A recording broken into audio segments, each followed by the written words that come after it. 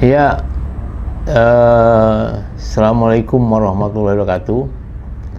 Ini mahasiswa S2 jurusan Pendidikan Kewarganegaraan. Ya, Anda akan mengambil mata kuliah Pendidikan Politik.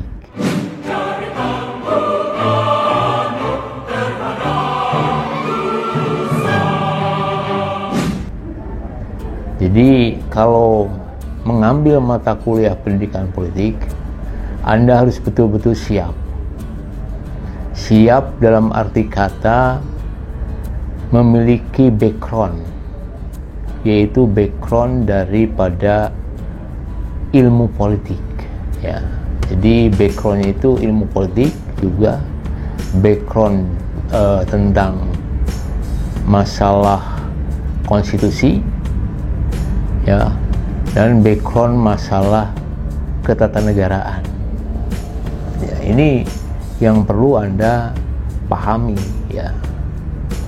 Dan di belakang mindset Anda itu sudah memiliki kerangka berpikir tentang bagaimana Anda bisa mensosialisasikan atau menerapkan, mengaplikasikan ke dalam dunia pendidikan, ya, yang besok lusa Anda akan memahami bagaimana karakter daripada mata kuliah ini.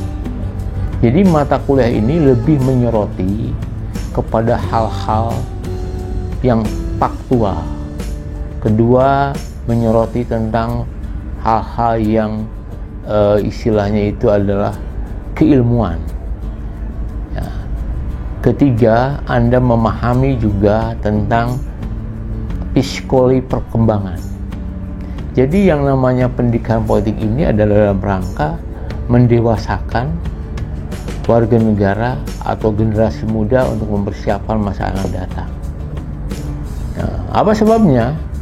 Dengan pendidikan politik ini adalah siswa itu betul-betul melek akan kehidupan dinamika sosial budaya politik di suatu negara. Maka di beberapa negara itu pendidikan ilmu politik diajarkan itu di setiap level. Jadi setiap level, dari mulai SD,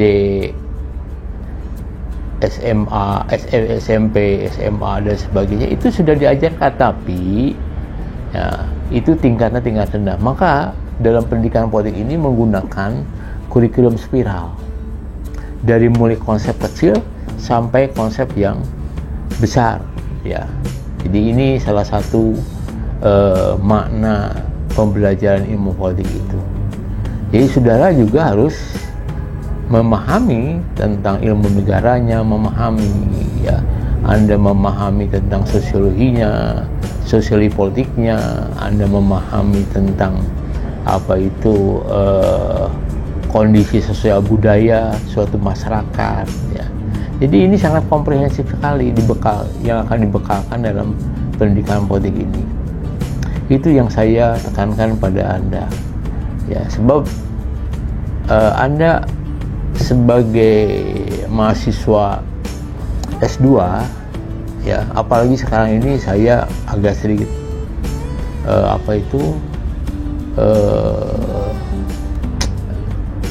rasa terganjal, ya, terganjal dengan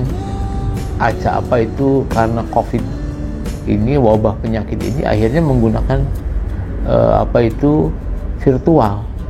Sedangkan dalam pendidikan politik itu ditanamkan dengan sikap yang namanya sikap kepemimpinan, ya. Di antaranya itu sikap kepemimpinan, sifat kepeloporian dan sebagainya itu ada dalam pendidikan politik. Ya, maka dengan demikian dalam pendidikan politik sekarang itu saya menggunakan metode bahwa Anda itu harus betul-betul siap, ya, untuk bisa berbicara di hadapan publik, ya, di hadapan masyarakat apa saja, dari mulai masyarakat terkecil sampai masyarakat terbesar. Ya, sebab Anda ini dikaderkan untuk menjadi ahli pemimpin. Hampir mirip pendidikan politik itu dengan pendidikan generasi muda, ya. Maka dia pada prinsipnya andai kata akan mengambil mata kuliah ini, prasyaratnya itu adalah pendidikan politiknya harus lulus, ilmu politiknya harus lulus, lalu ilmu negara harus lulus, ilmu hukumnya harus lulus. Sebab ini sangat integrasi sekali. Pendidikan politik itu sangat kompleks kalau pandangan saya. Makanya karena pendidikan politik itu disiapkan untuk bagaimana dia bisa menjadi tunas-tunas bangsa di kemudian hari. Ya. Maka dengan demikian Anda harus paham tentang Pancasila, paham tentang Undang-Undang Dasar 45, paham kebinekaan, paham tentang NKRI. Karena pendidikan politik ini adalah bukan pendidikan politik luar, tapi adalah kontennya juga adalah masalah kenegaraan. 4 pilar itu juga bisa masuk nanti. Ini yang Anda pahami tentang pendidikan, metode mengajar saya. Anda yang banyak bicara, saya dia nanti akan ditunjuk oleh saya. Jadi tiap orang itu, tiap pertemuan harus bisa berbicara itu selama 5 menit. Ya. Kalau andai kata 20 orang, ya kali 5 menit kali 20 orang, ya itu. Jadi tinggal kalkulasikan saja. Dan pendidikan politik ini adalah ada yang namanya laporan buku, ya, atau laporan chapter, ya. Dan kebiasaan saya tidak menggunakan komputer dalam laporan buku itu. Anda diwajibkan oleh saya menulis, laporannya tertulis, ya, bab 1, bab 2, bab 3, bab 4 dan sebagainya.